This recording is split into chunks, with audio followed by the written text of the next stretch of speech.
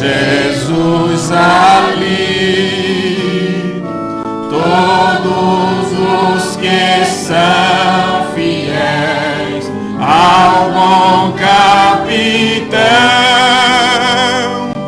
hão de receber lauréis como galardão. Outra vez o coro.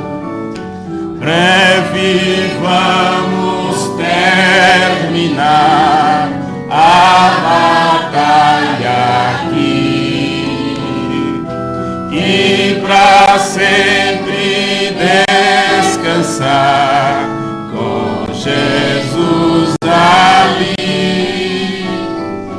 Todos os que são fiéis ao bom capitão hão de receber lauréis como um galardão.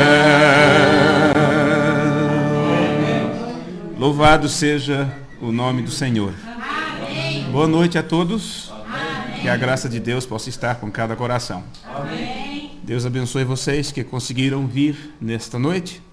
Alguns irmãos trabalhando, outros estudando e todas essas coisas, não é?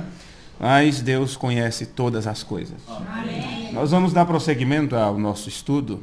Estamos pregando uma minissérie sobre a luta entre o bem e o mal. E este é o culto de número 8 desta série. E eu convido vocês para ficar de pé, para lermos as Escrituras. No livro de Romanos, capítulo 12 e o versículo 9. Nós vamos ler apenas um versículo. Agradeço a presença de cada um de vocês, principalmente da nossa irmã que está nos visitando, não é? Eu não lembro o nome dela, a irmã que nos visita. Irmã Francisca. Deus te abençoe, irmã Francisca. É um prazer conhecê-la, viu? Sinta-se bem em nosso meio, né? Que possamos ter um culto maravilhoso de ensinamento na presença de Deus nessa noite. Amém. E os irmãos que estão nos ouvindo pela internet, Deus abençoe a cada um de vocês. Irmãos que estão à distância, cultuando, né?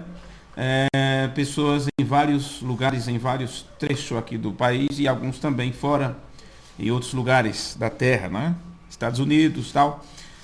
Saudações à irmã Lígia, irmão Décio, são de Salvador, mas estavam viajando para Rio Grande do Sul e estão em sintonia conosco também. Irmão Deneval e Jundiaí, irmã Marilene em Betim, a irmã Vilma está nos ouvindo de casa, está a 3 quarteirões daqui, mas disse que adoeceu e não pôde estar, não é? Mas seu pai e sua mãe estão aqui conosco, né? Deus abençoe a cada um de vocês. E todos os outros, irmão José Adão, irmão Pedro Neto, lá em Nevada, irmão Igor, lá em Butiá, a irmã Raabe, não sei se ela está ouvindo ou não. Bem, enfim, aceito o nosso abraço fraternal, no nome de nosso Senhor Jesus Cristo. Amém. Romanos capítulo 9, versículo 12. Observe o que está escrito aqui na palavra de Deus. Aliás, Romano 12, desculpem. Também estava desligado o microfone, né? Estava certo? É Romanos 12, versículo 9. Eu sempre troco essas coisas, né? Romanos 12, versículo 9 está assim: o amor seja não fingido. Aborrecei o mal e apegai-vos ao bem. Está assim a tradução? Vocês? Vamos ler junto então, vamos ler junto. O amor seja não fingido, aborrecei o mal e apegai-vos ao bem. Amém. Oremos. Senhor Deus, nosso amado Pai, no nome de Jesus Cristo, nós estamos aqui mais uma vez reunidos em Teu nome, Senhor, te agradecendo pelo dia que temos passado, pela saúde que tem nos concedido, por cada vitória que temos alcançado, Senhor.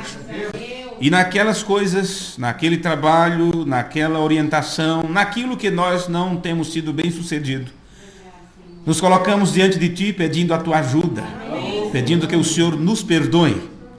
E se em tudo temos que dar graça, então tudo acontece com um propósito em nossas vidas. Então ajuda-nos a compreender qual é o Teu propósito em tudo isto, Pai. Que possamos encontrar o sentido em cada passo que dermos na nossa existência.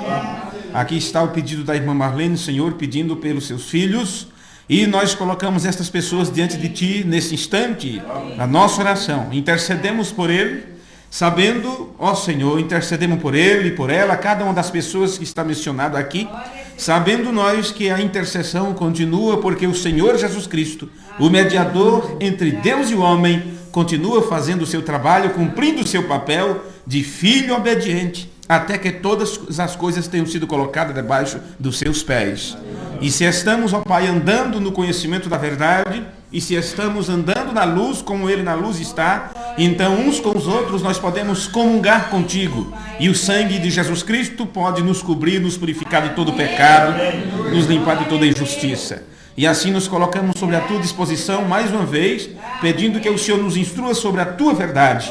No nome de Jesus, o Teu Filho, nós oramos e te pedimos. Amém. Amém. Podem sentar.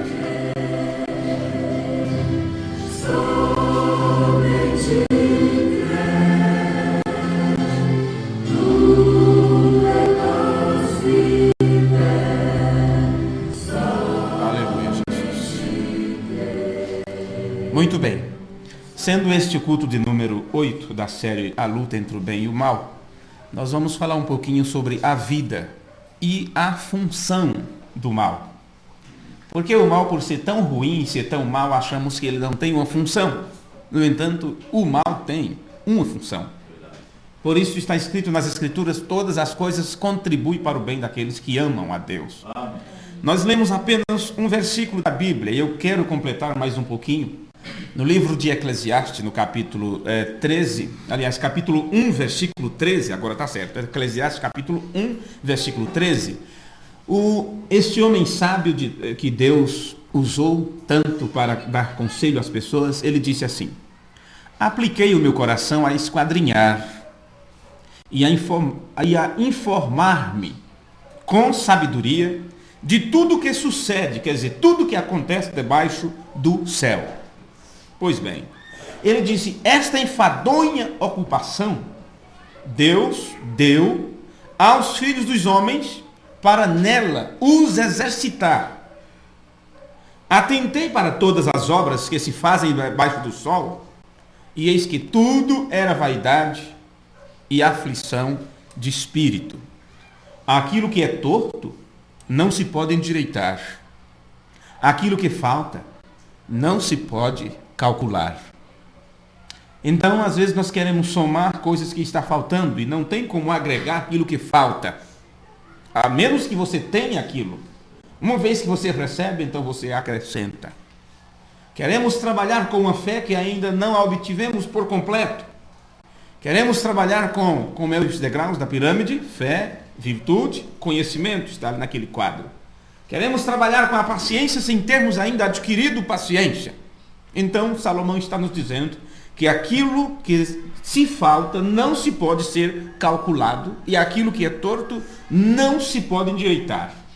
Então, já que estamos tratando neste culto sobre o mal e a sua função na vida, algumas coisas que estão tortas, que você sabe que não está à direita, se você tentar consertar aquilo, você pode quebrar. Um pau torto, ele nasce torto, ele se cria, ele envelhece, você corta aquela madeira, ela continua torta, e ainda quando você põe fogo naquilo, a cinza ainda fica torta. Se você for tentar endireitar, você então pode quebrar aquilo. Estamos tratando do sentido natural para que você leve para o espiritual. Tem coisas que você não pode pôr a sua mãozinha para arrumar, porque você pôr sua mão é tentar ajudar a Deus, como se Deus não soubesse o que fazer com as coisas. E você lembra muito bem de usar que quando uma coisa mal estava acontecendo, porque para começar eles estavam levando a arca de uma forma errada. Ao invés dela estar sendo levada nos lombos, ou aliás, nos lombos dos levitas, ela estava sendo carregada por juntas de boi. E você sabe que no momento que as rodas tropeçaram, o boi ou a vaca não conseguiu levar direito, Uzziah disse, a arca do Senhor vai cair, eu vou ajudar. E quando ele estendeu a mão para que não acontecesse o mal, a arca da aliança caindo, quando ele tentou ajudar, ele foi fulminado por um raio.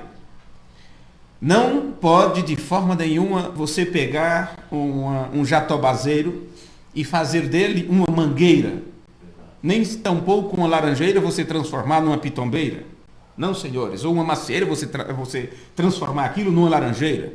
Cada um nasce com uma natureza, cada um nasceu daquela forma, e as Escrituras dizem que cada um produza de acordo com a sua natureza, ou com a sua espécie. Então, quando você estiver atuando, trabalhando, interagindo, fazendo, negociando, claro que você vai fazer de acordo com a natureza que você tem. Se é uma natureza ainda pautada, dominada pelo mal, seus negócios serão maus, suas respostas serão más, seus conselhos não serão bons, porque você ainda está sendo dominado pela natureza do mal. Uma vez que você já nasce com essa natureza e vem ao mundo falando mentiras. Então, quando Jesus disse necessário vos é nascer de novo, então isso quer dizer que você adquire uma nova natureza, uma nova forma, uma nova maneira de interagir, de ajudar, de atuar. Porque às vezes as pessoas ajudam da forma errada, porque elas mesmas que estão ajudando, elas continuam no erro. Vê? Continuando aqui. Voltando outra vez para o livro de Romanos, capítulo 8, Paulo diz: se o Espírito que daquele que dentre os mortos ressuscitou a Jesus habita em vós, aquele que dentre os mortos ressuscitou a Cristo, também vivificará os vossos corpos mortais pelo seu Espírito que em vós habita. Romanos 8, versículo 11. Paulo está dizendo que você só pode ser vivificado pelo Espírito, ou ter vida no Espírito, que Jesus chamou de vida abundante. Vê? Eu vim para que tendes vida e a tenha com abundância, não é assim? As pessoas pegaram isso e transformaram isto como algo natural, como se fosse vida abundante. E a vida abundante para o mundo religioso é você adquirir dinheiro, adquirir bens, ser bem-sucedido na vida. Nem sempre uma vida bem-sucedida é sinal de bênção de Deus. Vê? Porque o jovem rico, ele estava enriquecendo a cada dia. Ele não ouviu o conselho de Jesus que diz: te desfaz de tudo para poder me seguir. Porque Jesus sabia que as suas posses, os seus bens, era o que estava atrapalhando ele de obedecer à vontade de Deus. No entanto, ele seguiu desta forma. E cada vez mais ele adquiriu bênçãos materiais. E ele disse: enchi meu celeiro, minha casa está cheia, a despensa está cheia, não tenho mais onde colocar tantos bens, não tenho onde guardar tanto dinheiro. Vê? Então ele achou que poderia folgar e se regalar nesta terra. E naquela noite foi pedido a sua alma, e ele não tinha nada para apresentar diante de Deus. E quando ele despertou, ele estava numa prisão, em tormento, aquilo que chamamos de inferno. Então, o que te adianta ganhar o mundo inteiro se você depois vier a perder a sua alma? Então, esta vida abundante, ou a vida pelo Espírito, você só tem se você tiver em você o mesmo Espírito que ressuscitou Jesus dos mortos. Porque uma vez que você estava numa vida em morte e pecado, talvez você diga: mas eu não vivo em morte e pecado, porque eu sou crente, eu aceitei Jesus faz tempo. Mas desde que você aceitou Jesus, mas não te encaminharam para Jesus, te falaram sobre Jesus, mas não te mostraram o centro do caminho, você apenas ficou com um extremo. Vê? Apenas ficou com um extremo da estrada. Não te mostraram o centro, não te mostraram a totalidade da verdade. Isso significa que você não está andando na luz, não está andando em Cristo. Vê? E estar em Cristo é estar 100% com aquilo que Ele ensinou. Apenas uma parte que Ele convém não é suficiente. E João disse: se andarmos na luz como Ele na luz está. E a luz da palavra tem que ser toda a palavra, 100% a palavra.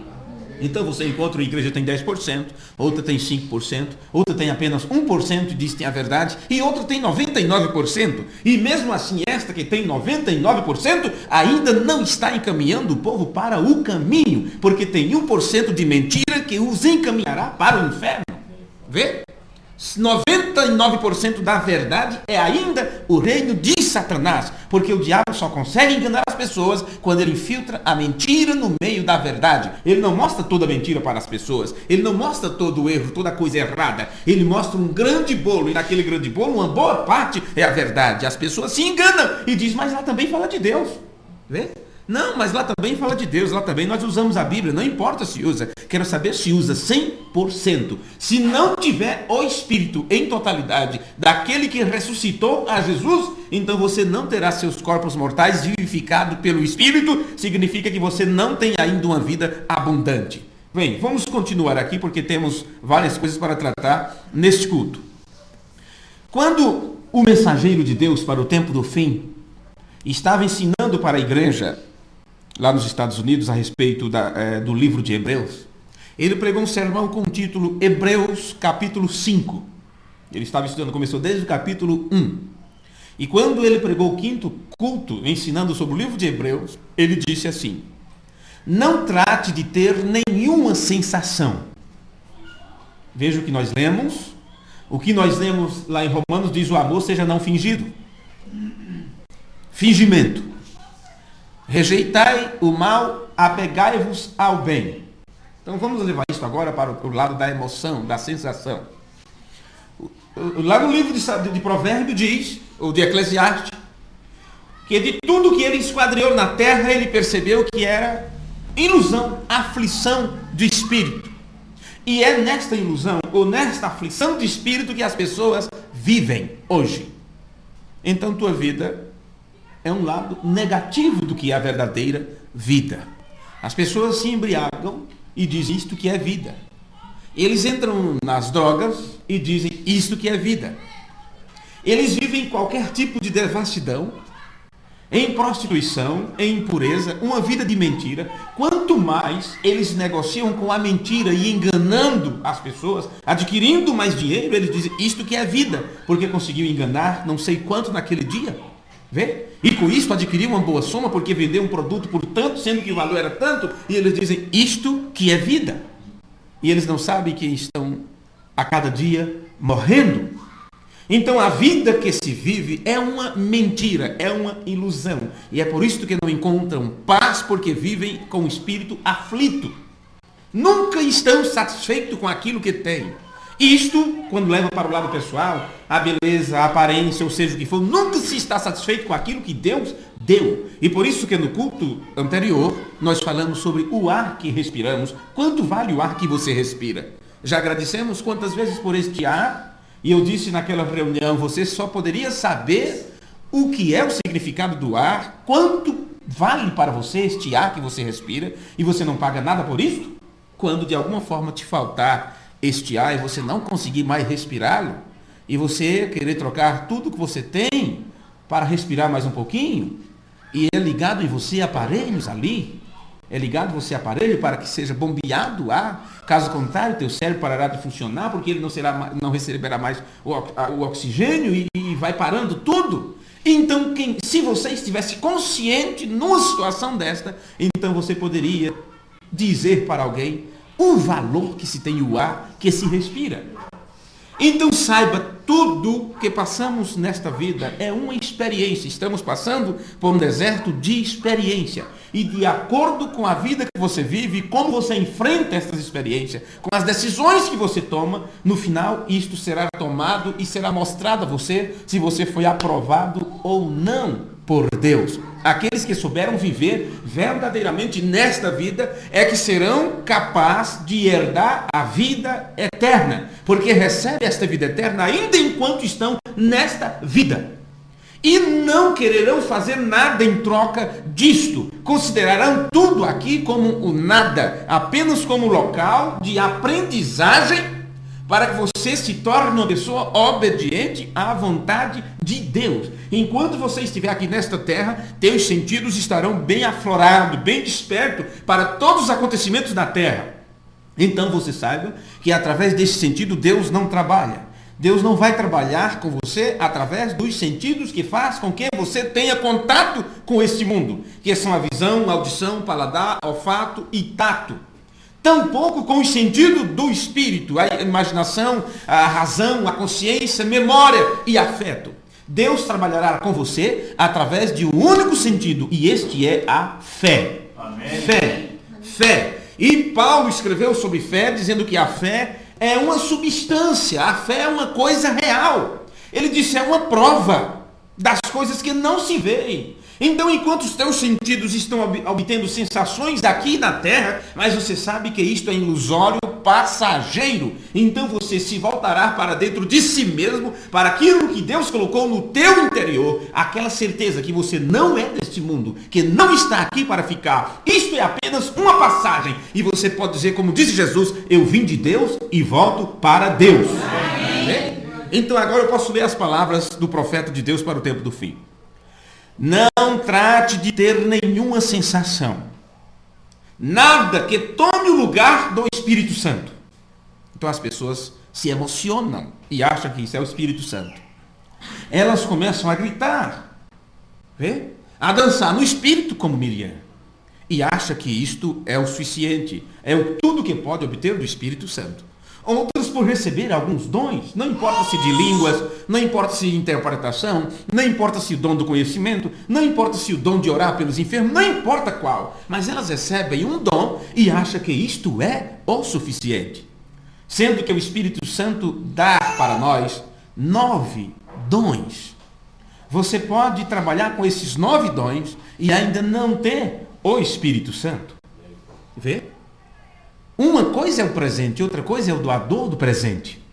A Bíblia diz, desde o livro de Salmos, falando sobre a subida do Senhor Jesus, ele subiu ao alto, levou cativo o cativeiro, que eram as almas que estavam, que tinham morrido no antigo pacto, e foi lá e abriu, você sabe, quando ele foi a pregar as almas em prisão e tudo mais, e libertou aquilo ali, e os salvos do Antigo Testamento subiram. Vê? Subindo ao alto, levou cativo o cativeiro e deu dons aos homens e até aos rebeldes. Então, não é porque uma pessoa tem um dom que ele é um salvo, que ele é um puro, que ele é de Deus. Porque esses dons são dados até aos rebeldes. Paulo falou a mesma coisa que está escrita no livro de Salmos. Paulo disse, creio que é na epístola aos Romanos, que os dons e as vocações de Deus são sem arrependimento. Vê? Então não precisa uma pessoa estar arrependida para ter em si os dons espirituais. Mas o Espírito Santo, Paulo disse, o Espírito Santo é dado àquele que obedece. Amém. Vê? Então o Espírito Santo é para aqueles que obedecem a palavra. Porque o Espírito e a palavra é um só. Você não pode separar o Espírito da palavra. Por isso Jesus disse, minhas palavras são Espírito e vida. Vê? Então aqui Paulo disse, olha, se o mesmo Espírito, que é o Espírito Santo, que ressuscitou, se ele estiver em você, então você também será vivificado. E aqui o mensageiro de Deus está dizendo, não trate de ter nenhuma sensação, nada que tome o lugar do Espírito Santo. Quando vem o novo nascimento, você é mudado. Você não tem que fazer nada para prová-lo. Eu não posso responder mal porque eu tenho que provar que eu tenho Espírito Santo. E misericórdia, eu não posso mentir porque eu tenho que provar que tenho Espírito Santo. Você não tem que provar nada. Automaticamente você não se alterará com as pessoas. Automaticamente você não dirá nenhuma mentira, porque aquela natureza foi mudada. Então você não está lutando para dizer que tem. Você simplesmente vive a vida da palavra. Vê? É uma coisa natural. É uma coisa natural, é tão natural como um patinho que, com poucas horas que saiu do ovinho, ele já sente o cheirinho da água mais próxima e já segue para lá. E você pergunta, quem ensinou ele a nadar? É tão natural que o bezerrinho, quando nasce, ele já procura o peitinho ali da sua mãezinha para se amamentar. Quem ensinou para ele está na sua natureza. Então, quando a tua natureza é mudada, você automaticamente trabalhará e atuará de acordo com a natureza que Deus te deu. Amém. Isto é a verdade, isto é as Escrituras. Então ele continua. Quando vem o novo nascimento, você é mudado. Você não tem que fazer nada para prová-lo.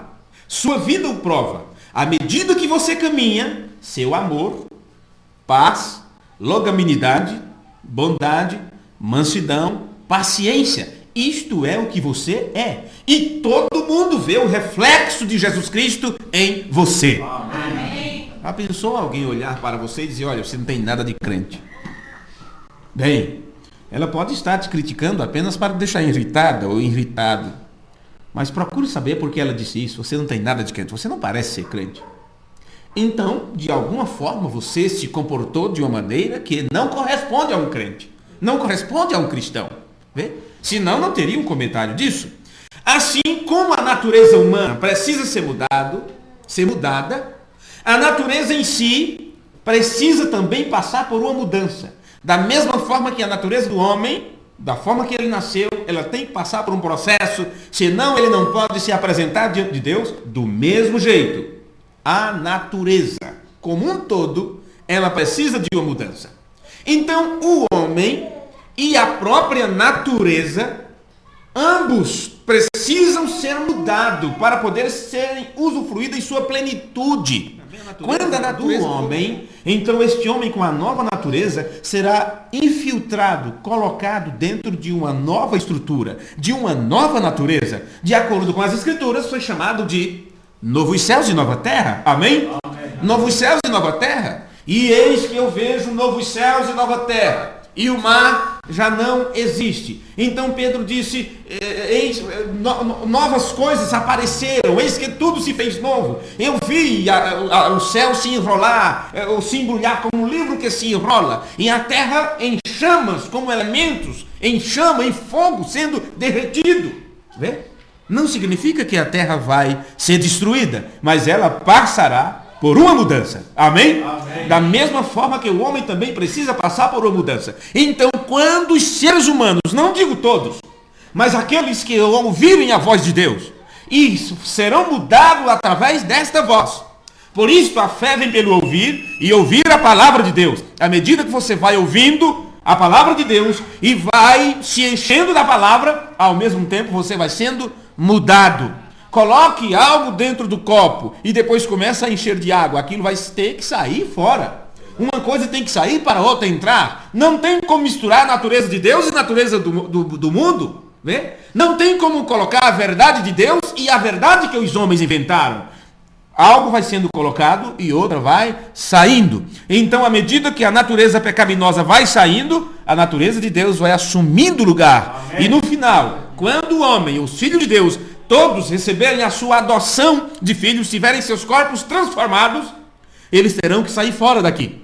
Porque será dito, olha, não é mais tempo de estar aqui. Vocês precisam sair fora deste lar. Mas, Senhor, a terra é tão boa, desce a terra para o homem morar. Mas ela foi contaminada do mesmo jeito que a natureza do homem foi contaminada.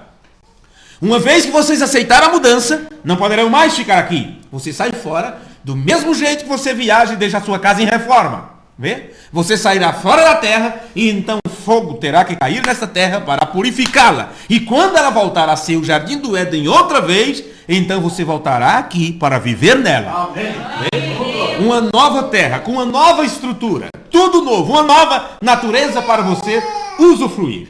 Então, veja o que eu vou ler para vocês aqui. No sermão A Fase Presente do Meu Ministério, pregada por William Branham, parágrafo 110, ele diz: se a natureza é linda como é, sendo pervertida, observe, a natureza foi pervertida, sim, mas ela é linda.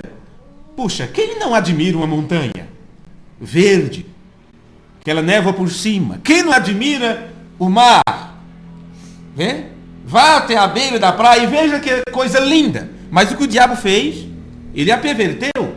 E você só encontra lá nudez, pecado, promiscuidade, todas essas coisas. No entanto, a natureza é bonita, mas a perversão que está nela, isso tem que ser tirado. Vê? Quem não admira os passarinhos voando, cachoeiras e rios e peixes nadando para lá e para cá? Tudo isso é bonito, mas no entanto está pervertida. E é isto que o irmão Bruno está dizendo aqui. Se a natureza é linda como é, sendo pervertida, o que será dela quando se converter de volta à vontade de Deus?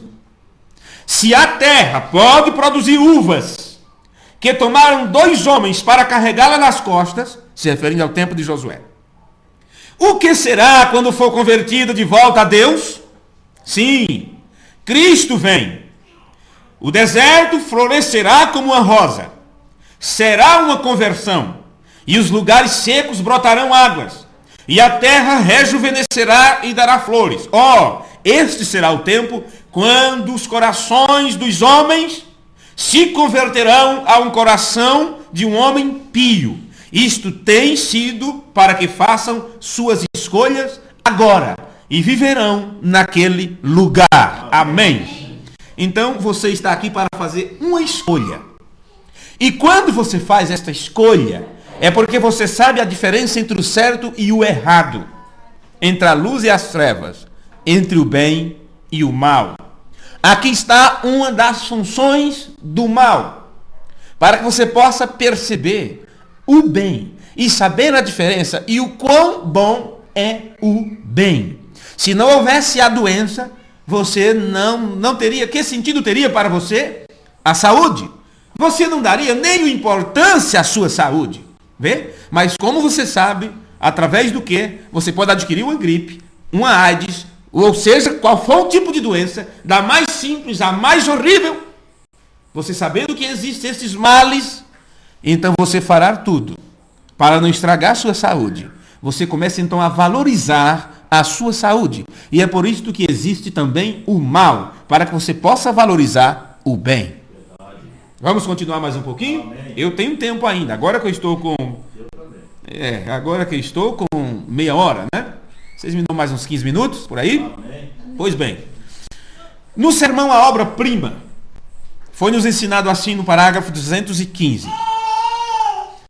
Senhor, limpe nossas almas, nossos corações de todo o mal, todos os maus pensamentos, todas as comunicações do mal, todas as coisas que são erradas. Só Deus pode tirar isso de você. Por isso que eu disse antes sobre o pau torto que não é endireitado, de acordo com o que Salomão disse. O que é torto não se pode endireitar. Não adianta você tentar endireitar as coisas. Você tem que deixar Deus fazer isto. Você tem que dar lugar à palavra. Você tem que dar lugar ao Espírito Santo. Não é você tentando melhorar, é deixando Deus mudar a sua vida. Amém. A forma pela qual as pessoas não se livram dos males, dos seus problemas, de seus recalques, das suas dúvidas, é porque elas tentam fazer, elas tentam mudar, e não é tentativa do homem. O homem, tudo que ele tem que fazer é se submeter a Deus e deixar Deus mudar sua vida. Então, por isso, esta oração está sendo apresentada a você. Limpe nossas almas, nossos corações de todo o mal, todos os maus pensamentos, todas as comunicações do mal, todas as coisas que são erradas. Limpe-nos. E nós oramos, Pai, que Tu cures nossas enfermidades e nos deixe sair daqui sentindo que somos Teus filhos santificados.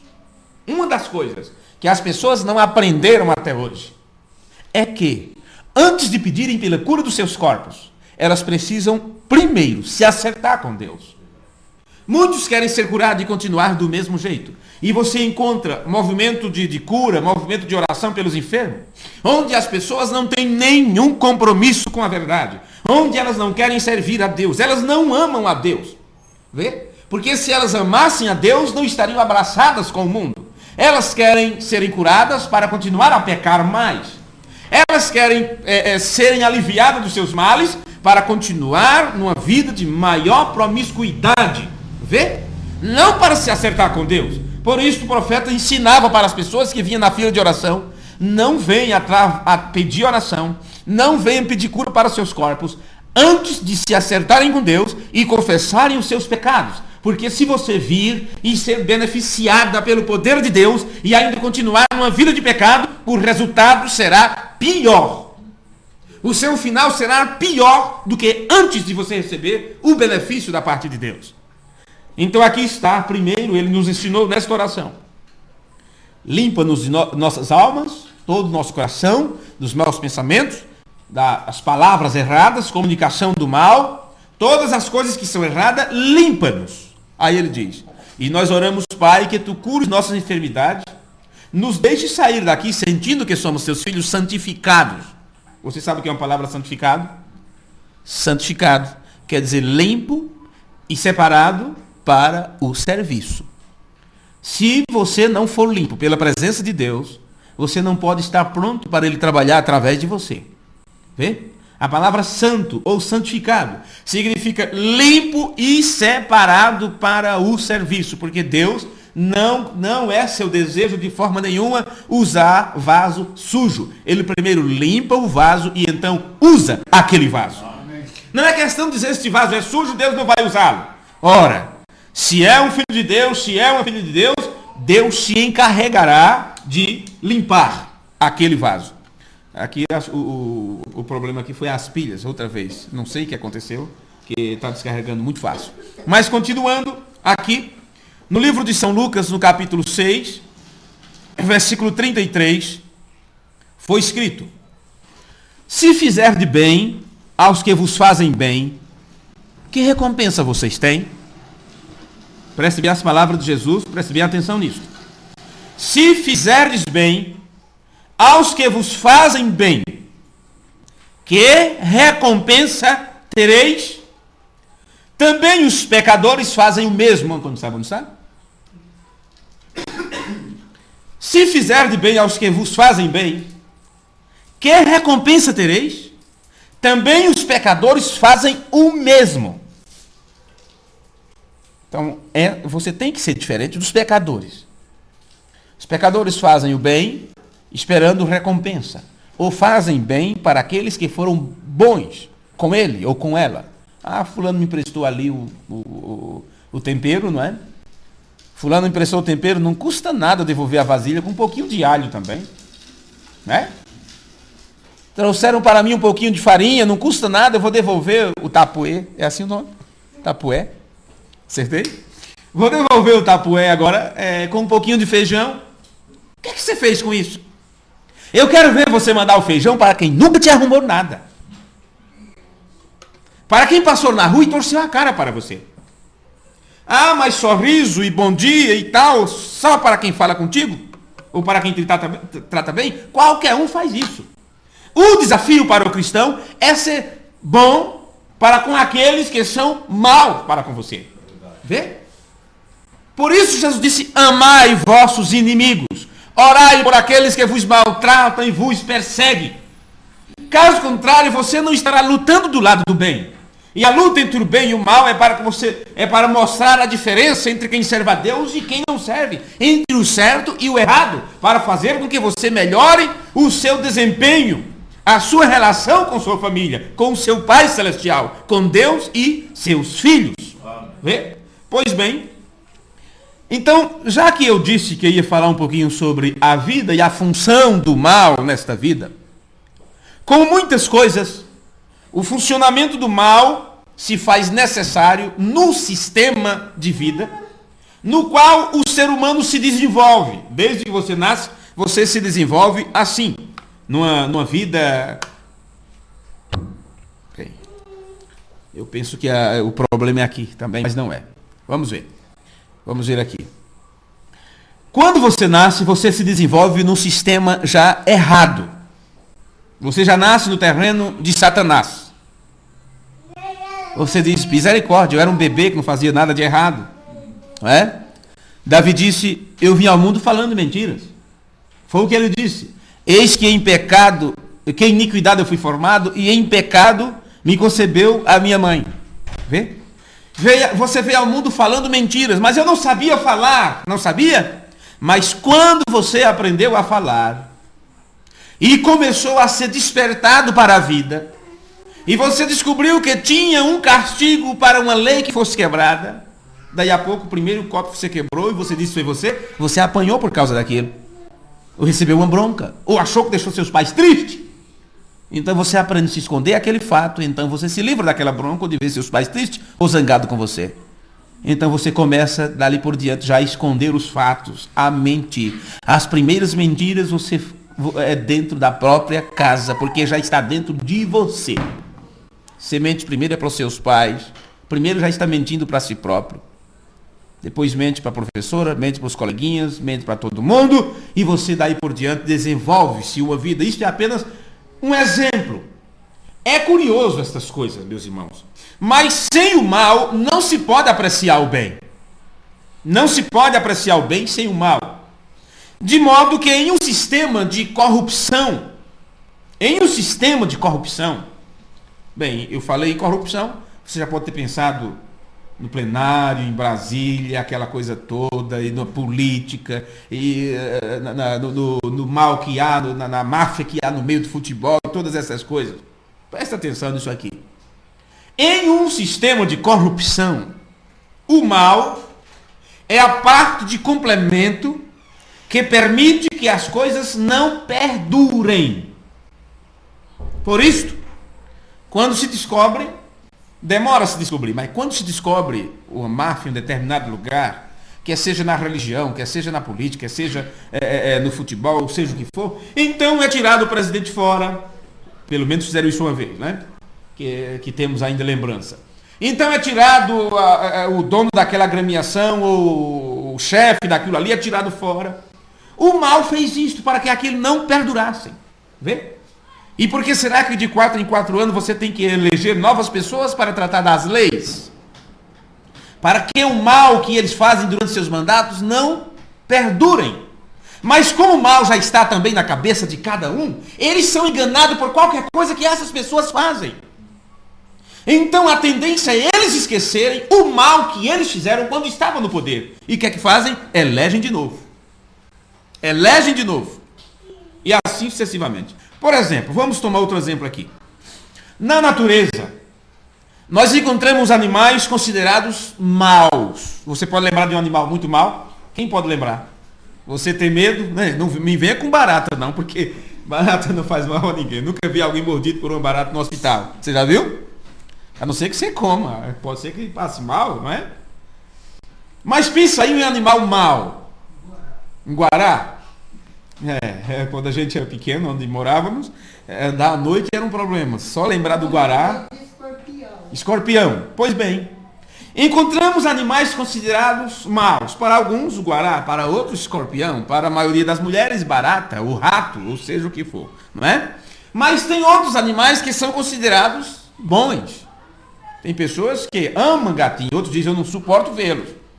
Não é? E se for preto, pior ainda. Mas cada um deles, cada um dos animais, permite uma ecologia de balanço, um ecossistema balanceado sobre a terra. Que coisa horrível os sapos, não é? E quando tira aquela linguana para fora para pegar os mosquitos, misericórdia, que coisa feia, sapo. Mas olha, o medo que eu tenho do sapo é quando ele está morto. Porque se você se furar com a espinha, se você pisar em um osso de sapo, espinha de sapo, nunca ouvi falar, né? No osso do sapo, dizem que aquilo não tem cura. Só cortando o pé, mas se tomar conta do sangue já era. Vê? A mesma coisa a cobra. Se você tem medo da cobra viva, ela morta também, se você ser furado por uma espinha de cobra, não é fácil. Vê? Mas todos esses animais têm o seu lado bom. A ruindade deles é para trazer um balanceamento, porque se não tivesse esses animais comedores de inseto, como a pequena víbora, aquela lagartixa esquisitinha branca que tem nas suas paredes dentro de casa, nas casas mais limpas, como acontece nas casas das melhores famílias, coisas ruins, então nas casas bem cuidadas sempre tem uma lá. E você puxa, um diz não mata, outro diz eu não quero vê-la, mas ela está ali para comer os insetos, os bichinhos. Vê? Se não fosse esse tipo de animal, quem aguentaria as moscas e os mosquitos e os percevejos e os ácaros, ou seja o que for. Assim, existem animais considerados sujos e outros animais que são considerados limpos, mostrando que há uma lei do contraste. E esta lei do contraste é o que brinda a cada um deles com uma função específica. Todos têm um propósito na existência. E é por isso que no livro dos Salmos você encontra aquilo todo que tem fôlego, louve ao Senhor. Não importa se é esse trinitário do grilo, que por mais que você queira esquecer dele, mas se você prestar atenção, tem alguns deles chirreando por aí. Não importa se é o barulho dos pássaros, se é o coachar do sapo, do mugido da vaca, não importa o que seja. Tudo que tem fôlego louva o Senhor. Vê? Vê? Quando você encontra tempo de chuva, na invernada, num charco, você encontra grito para todo lado, barulho de todo lado. Você mexe nas folhas, tudo se cala, você atrapalhou a cantoria. Você atrapalhou aquela orquestra. Que estavam agradecendo ao Criador. Vocês acham que eles não sabem disso? Ou será que eles não percebem que estão aqui por um propósito? Bem, talvez os seres humanos que não encontram seus propósitos na vida. Mas cada homem de Deus, que Deus enviou, eles sabiam qual era o seu propósito. A ponto de Jesus dizer, eu vim de Deus, volto para Deus, e estou aqui para expressar o Pai. João Batista disse, eu sou a voz que clama no deserto. Paulo disse, Deus me levantou como sábio construtor para colocar a base. Todos eles sabiam o seu propósito. Nós temos que encontrar o nosso propósito. E aí, nesta lei do contraste, entre animais bons ou considerados maus, limpos ou impuros, onde está o problema? Pois bem, o problema é em que se um ou outro se multiplicar mais do que uma certa quantidade, então teríamos um grande problema na alimentação. E terminaria para ambos isto. Vê? Se uma parte se multiplicar mais do que a outra, então haveria um contrabalanço no ecossistema, na natureza, na terra, no espaço, seja o que for. Vê? Então, por isso que um caça outro, um devora o outro. Não precisaria disso se tivesse permanecido como no início, tudo perfeito. Mas uma vez que o pecado entrou, uma vez que o mal entrou, então os dois andam em balanço, em todos os sentidos que você possa imaginar, para que haja isto e a lei do contraste possa perdurar. Por isto, se precisa do mal para que funcione como um elemento de balanço, e cada pessoa define como mal aquilo que considera nocivo, e de acordo com o seu ponto de vista, de tal forma que estaria sobrando o que se considera mal. Depende do seu ponto de vista, você diz, olha, 5% disso aqui, ou leva você a um estágio, a ponto de exigir de você algo que você não quer falar, ou não queira dizer, ou coisa assim. Começa então a acender a luzinha de emergência em você, você sabe que aquilo é errado. E se a pressão for tanta, a ponto de você sucumbir, você não ficará em paz. Enquanto você não voltar lá e dizer, olha, me desculpe, me perdoe, eu não queria dizer aquilo não foi certo o que eu falei, vê? Porque você não tem essa natureza. Então, para o cristianismo, é mal mentir, porquanto a sua fé assinala a mentira como algo negativo para desenvolver sua vida, uma vida digna do Evangelho. A fé diz, uma vida digna do Evangelho não pode se desenvolver em um mundo de mentira. Seja grande ou pequena, é mentira e ponto final. Não, mas só uma besteirinha, é só dizer que você estava na minha casa. Não, mas eu não estava lá. Não importa se é grande ou pequena, mentira é mentira. Vê? Jesus chamou Satanás de o pai da mentira. Então aqueles que mentem, não acertam e insistem em continuar uma vida de mentira, está mostrando a natureza que está ali. E se você trai a natureza do seu pai, e a sua natureza é uma natureza de mentira, misericórdia. Isso mostra que o pai seu, eu falo assim, geral, eu não sei para quem estou falando, não é? Não estou falando só para vocês, né? Pessoas futuramente ouvirão isso. Por isso que eu trato você na primeira pessoa. Tá certo dizer assim? Não, como é que fala? Na segunda pessoa, né? Porque eu seria a primeira pessoa. Então se nós insistirmos em viver uma vida de mentira, então mostra que a nossa natureza é do pai da mentira. Isso significa que seríamos o quê? Filhos do diabo. Por isso que aqueles que estavam mentindo diante de Jesus disse, vós tende por pai o diabo. Vê? Misericórdia. Continuando para encerrarmos isto aqui. Para a pessoa normal, a mentira é parte da sua vida. Ela não anda um dia sem mentir. Ela não vai no trabalho e volta sem soltar uma mentira. Vê? Então é normal, faz parte da sua vida. Porque a mentira lhe serve para justificar ações que a sociedade reprova. Ou aprova. Muitas das suas ações a sociedade aprova. Então ela mente. Ela mente. Então para um vendedor, explicando melhor, para um vendedor, seja de bugiganga, seja de carro, seja de casa, corretor, o que for, para um vendedor, em qualquer especialidade, a mentira é parte de suas ferramentas. A tal ponto que ele não tem coragem de dizer para você, senhora, para você, madame, que aquele sapato não ficou bonito no seu pé. Aí dele, se ele dizer isso, perdeu a cliente. Então a pessoa se sente bem dizendo que ficou bonito, e ele sabe disso. Porque tem o orgulho feminino, tem a parte do elogio que mexe com a natureza feminina. Então ele diz, puxa, mas ficou bonito em você. Ficou bonito o seu pé. Simplesmente ele quer deixar uma cliente satisfeita, ele quer vender. Ele tem a sua comissão. Ele quer subir no status da loja onde ele trabalha. E assim sucessivamente. Para o vendedor de automóvel, ele não vai dizer para você o que está errado naquilo. Ele procurará mostrar para você toda a beleza, a pintura que é bonita. Olha, a parte está ali, estragada ali. Mas ele não vai te levar ali. Ele vai te mostrar os farol, pisca-alerta, seja o que for. Mostrar tudo, todo o lado bom. O mal ele vai esconder. Não foi assim que caiu o ministro da economia um tempo atrás? Quando ele simplesmente, acho que depois ou antes de uma entrevista, o microfone já tinha ligado aqui, ele pensando que estava desligado. E conversando sobre a situação do país que estava lá embaixo. E enquanto mostravam boas coisas para as pessoas, aquele ministro disse assim: você sabe, o que é bom, a gente fala para o povo. O que é ruim, o que está acontecendo de ruim, a gente esconde. No entanto, ele não sabia que aquilo estava sendo transmitido pela parabólica, né? E o resultado disto, por isso você vê em cada casa por aí afora, às vezes a casa nem pode com a parabólica, mas está lá.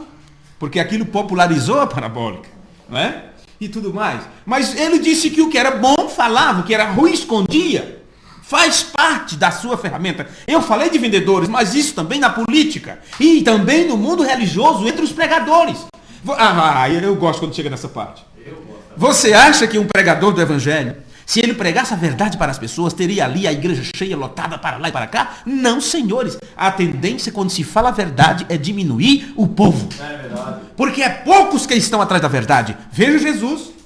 Jesus desde o início falou a verdade. Mas como ele começou o seu ministério, não foi pregando, ensinando, corrigindo as pessoas. Foi atraindo elas para receberem cura. Multiplicando pães, água e vinho. A quem não gosta? Os beberrões daquele aí de beber de graça. Não tinha festas, casamento dali por diante que eles disseram, será que ele vai? Será que o benzedor de água vai? Porque agora é água benta para todo lado, não é? Isso popularizou agora água benta para lá, sal grosso para cá e tudo mais. Mas, quando Jesus, então, deixou um pouco de lado o seu ministério de milagres, de sinais, e começou a pregar a palavra, a entregar o recado, você vê, um discípulo saiu por um lugar, outro disse, isso é muito duro de ouvir. Vê? Isso é muito duro de ouvir.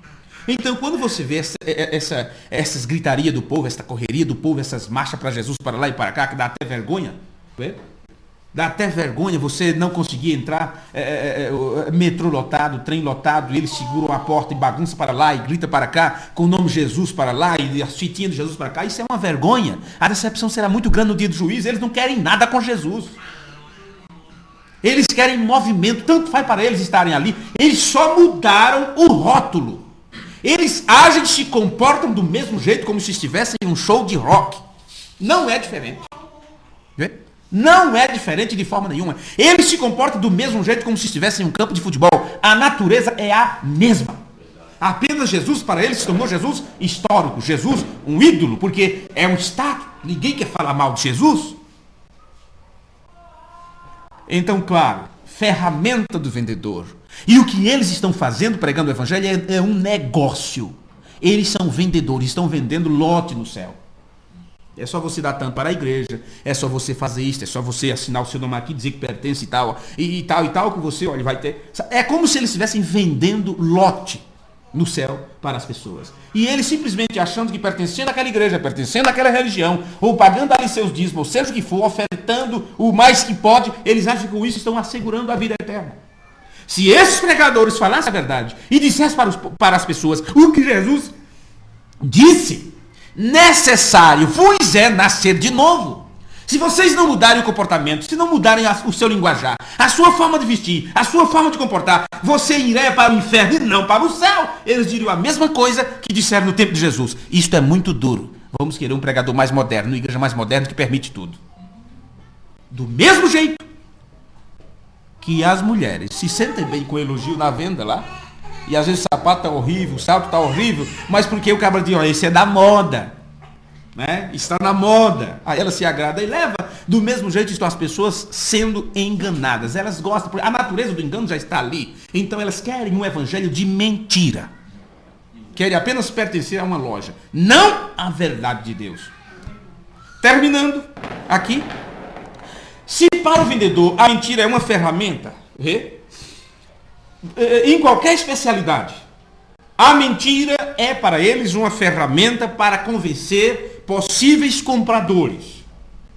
Então, também existem muitas pessoas que não creem nos assim chamados ministros do Evangelho, porque a maioria deles, uma boa parte deles, a maior quantidade deles, se encontram como mentirosos. E isto aconteceu desde lá do tempo bíblico. Isto não é novo. A Bíblia já registra sobre esses tais pregadores. Em Apocalipse, capítulo 2, versículo 2, diz assim: conheço as tuas obras, e o teu trabalho, e a tua paciência, e que não podes sofrer os maus. A luta entre o bem e o mal. Então aqui Deus está dizendo: eu conheço tua obra, teu trabalho, tua paciência, e você não suporta o mal. Aí ele diz: e puseste à prova os que se dizem ser apóstolos e não são, e tu os achastes mentirosos. Eles se diziam apóstolos, mas quando foram colocados à prova, foi descoberto que eram mentirosos. Agora, se esses irmãos, que o livro de Apocalipse registra, você acha que não tem pessoas hoje com o mesmo calibre deles? Então tem que ter hoje representantes de Deus aqui na terra, a ponto de quando olharem os pregadores, quando olharem esses chamados apóstolos, os chamados profetas que tem por aí, um profeta é um pregador, vê? Ungido. Os chamados missionários, os chamados bispos, os chamados isto, pastores, evangelistas, seja o que for, será que não tem pessoas com o calibre daquele povo lá da Bíblia para colocar esses homens à prova e ver se eles são verdadeiros ou não? Porque veja o que diz no Apocalipse: conheça as tuas obras, e o teu trabalho, e a tua paciência, e que vocês não suportam os maus. Então puseste à prova os que se dizem ser apóstolos e não são, e tu os achaste mentirosos. Então, para poder você saber se a pessoa é mentirosa ou não, você tem que ter a verdade. Vê? E a verdade é a palavra, então você tem que ter a palavra em você. Então, quer fazer uma prova? Coloque cada um desses pregadores à prova da palavra. Como é que a Bíblia diz sobre o batismo? Os apóstolos batizavam em nome do Senhor Jesus Cristo. Como é que os apóstolos de hoje batizam? Eles não conseguem usar o nome de Jesus no batismo, porque eles não fazem parte da família de Deus. O nome do Pai é Jesus. Ele colocou este nome em seu Filho. E o Filho recebeu o nome do Pai e disse: Pai, eu estou na terra para manifestar teu nome. Ele disse para as pessoas: eu vim em nome de meu Pai. E esse nome é Jesus. Então foi dito: tudo tem que ser pedido neste nome. Tudo que fizer por palavras ou por obras é neste nome. Amém. Vê? Então Jesus disse: quando você batizar, batize assim, usando o nome do Pai, do Filho e do Espírito Santo. O que Jesus quis dizer com isso? Vê? Jesus é o nome do Pai. Este nome foi colocado no Filho, e o Pai, que é o Espírito Santo, é enviado também neste nome. É? Por isso os apóstolos batizaram em nome do Senhor Jesus Cristo. Eis aí o nome do Pai, Filho e Espírito Santo. Então, quando você coloca esta prova para os pregadores: não, minha igreja não batiza assim. Então você não é um verdadeiro pregador. Então, outra vez você estará colocando eles à prova. A mesma coisa sobre a ceia. Ceia sem lava-pés. O modelo bíblico é com lava-pés. Não, na minha igreja não faz isso não. Não tem esse negócio não. Então estou te colocando à prova. As mulheres é quem mais prega o evangelho hoje. Coloque a prova das escrituras. Veja se são verdadeiros apóstolos ou não. Porque Paulo disse: se alguém cuide ser profeta ou espiritual, então reconheça que o que eu vos ensino é mandamento do Senhor. E o que é que Paulo escreveu sobre isso? Ele disse: a mulher não pode ensinar, esteja as mulheres caladas, não é permitido que ela ensine, e tal, e sejam sujeitas, e tudo mais. Mas Paulo era machista. Então você não passa na prova da palavra. As mulheres estão mais pregando do que os homens, não importa, os homens perderam o espinhaço, mas o modelo de Deus é para o homem pregar o evangelho. Mas por que a mulher não pode? Paulo disse por quê. Não é questão de machismo, não. Paulo disse: porque o homem não foi enganado. Mas a mulher, ao ser enganada, ela caiu em transgressão. Ela é mais fácil de ser enganada. Vê? Por isso o diabo não perturbou Adão, ele perturbou Eva. Ela perdeu o direito de ser a portadora da palavra. Vê?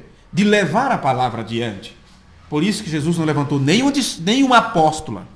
Vê? Não enviou, não levantou nenhuma pastora, nenhum evangelista, nenhuma bispa. Está esquisito esses nomes, né? É um modelo bíblico, então você tem que colocar a prova, mas você só pode colocar a prova se você tiver a resposta da prova. É verdade. Vê? Poderíamos entrar em vários detalhes, aí você ia ficar boquiaberto. Meu Deus, eu olhava que o mundo estava sendo ganhado para Jesus. Não, senhores, é um engano do inimigo. Vamos nos colocar de pé? Amém. Isto que acabamos de ler, sobre puseste à prova o que dizem se apóstolos não são e tu os achaste mentirosos. Isto que acabamos de ler nos mostra que os falsos ministros pregam uma verdade pela metade. E a razão é que a maldade e a corrupção se encontram nos terrenos que o homem domina. Onde o homem dominar, onde o homem tiver domínio, a maldade e a corrupção está ali. Isso sem exceção. Vê? Portanto, o mal funciona como um detonador que, em um dado momento, é utilizado para tratar de desvirtuar a existência do bem. Em todos os setores humanos, o mal está lá, escondido. E no momento certo, ele é acionado para tentar desvirtuar o que é bom. Se não fosse desse modo, nunca teriam crucificado a Jesus Cristo. E o caminho da salvação do crente nunca se haveria manifestado. Na atualidade, no tempo que você vive, tem tomado auge o descrédito das pessoas para a pessoa de Jesus Cristo. Por elementos que tomam qualquer coisa que pensam que tem valor para provar que a vida de Jesus Cristo foi comum como a de qualquer outra pessoa. Atualmente, os livros que estão no auge são os livros que tratam de Jesus como homem normal, como homem comum, como homem que casou, como homem que teve filho, como homem que ainda tem descendência por algum lugar, por aí, como homem que conviveu com Maria Madalena e todas estas coisas. São essas aberrações que saem de mentes doentias e sem Deus, que está fazendo a cabeça das pessoas. São livros que tratam de bruxaria, são livros que colocam bruxos como bruxos bons, bruxas boas, como se existisse feiticeiro bom e feiticeiro mau. E é com isto que as crianças estão sendo alimentadas, através da escrita, através da música, na escola. O que o governo, ao invés de melhorarem o ensino e pagar bem os professores e orientar bem os professores, está elevando o rap, é rap que chama? É a dança de rua. Esses dias chegou um rapaz aqui, que eu faço parte lá da dança de rua, não sei o que, da escola, e como você e suas filhas estudam lá, eu quero saber. Eu digo, cai fora, sai da minha frente, sai daqui. Não, senhor, é uma matéria que o governo mandou para a escola. Eu digo, eu não quero saber disso. Depois manda a diretora falar comigo, sai da minha frente de casa. O camarada baixou a cabeça e caiu fora. Deve ter me chamado de maior doido, né? Maior doido. Vê? Mas tudo que acontece hoje é para desvirtuar a verdade, é para desfazer da pessoa ou da divindade de nosso Senhor Jesus Cristo. Mas a Escritura já dizia isto. No livro de Lucas, capítulo 18, versículo 8, está escrito: quando, porém, vier o Filho do Homem, vai achar fé na terra? Vê? E quando chegou o tempo da manifestação do Filho do Homem, quando Deus visitou seu povo e usou o profeta, você encontra a situação que está a terra. Bem poucos estão ainda empenhados em segurar a espada do Espírito, em vestir toda a armadura de Deus, em pôr o capacete da salvação, a espada do Espírito, o escudo da fé, a preparação em seus pés, calçado com a preparação do Evangelho da Paz, e lutar pela fé que uma vez foi dada aos santos. Poucos que estão no lado da fileira do bem, lutando contra o mal, mas no final o bem prevalecerá. Amém. Porque as Escrituras dizem que as portas do inferno não podem prevalecer contra a igreja de nosso Senhor Jesus Cristo. Amém. Mesmo que o mal parece que tomou conta de tudo, saiba de uma coisa: por cima de tudo isto, nós somos mais do que vencedores. Amém. Senhor nosso Deus, nosso amado Pai Celestial, te agradecemos, Pai, pela oportunidade que nos deste de mais uma vez lermos a Bíblia juntos. e falarmos sobre as coisas que trata da tua palavra e da tua verdade, Senhor. Ajuda cada um de nós e que possamos, através da fé que temos nesta palavra, sermos abençoados pelo Senhor. E que assim os enfermos sejam curados, os problemas sejam resolvidos, as dúvidas saiam de nossas mentes, dos nossos corações. E que possamos, ó Pai, erguer nossos olhos para os céus e olhar unicamente para Jesus, autor e consumador da nossa fé.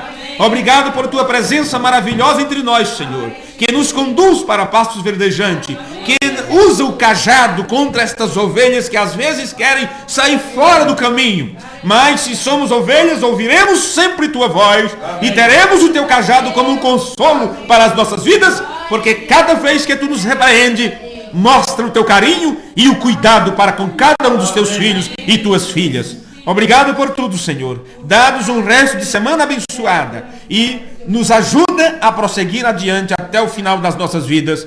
No nome de Jesus, o teu Filho, nós oramos e te pedimos. Amém e amém. Amém. Vamos dizer todos juntos: Pai nosso que estais nos céus, santificado seja teu nome. Venha a nós o teu reino. Seja feita a tua vontade, assim na terra como no céu.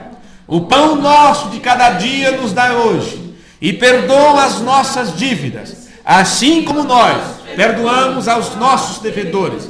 E não nos deixe cair em tentação, mas livra-nos do mal, porque teu é o reino, o poder e a glória, para sempre. Amém. Amém. Deus os abençoe e até nos encontrarmos outra vez, até o culto de sexta-feira, se o Senhor nos permitir. Tenham todos uma boa noite.